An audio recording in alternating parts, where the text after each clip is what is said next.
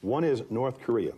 And you say that you, as president, would be willing to launch a preemptive strike against North Korea's nuclear capability. First, I'd negotiate. I would negotiate like crazy, and I'd make sure that we tried to get the best deal possible.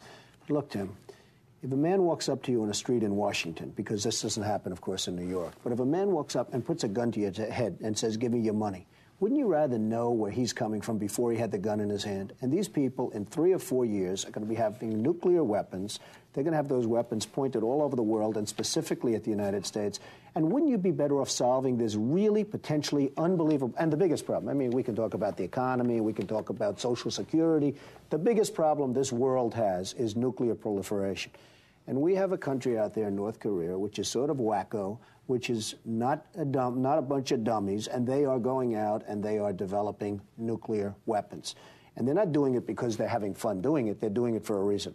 And wouldn't it be good to sit down and really negotiate something, and ideally negotiate? Now, if that negotiation doesn't work, you better solve the problem now than solve it later, Tim. And you know it, and every politician knows it, and nobody wants to talk about it. Jimmy Carter, who I really like, and he went over there, it was so soft. These people are laughing at us.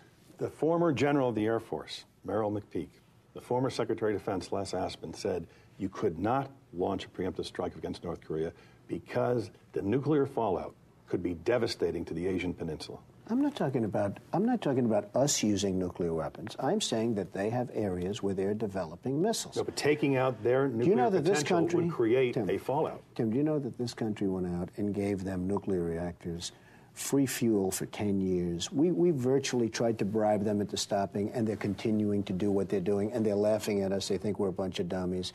I'm saying that we have to do something to stop. But if the military told you, Mr. Trump, we can't do this. You give me 2 names. You're giving me 2 names. I don't know. Do you want to do it in 5 years when they have warheads all over the place, every one of them pointing to New York City, to Washington, and every one of our... Is that when you want to do it? Or do you want to do something now?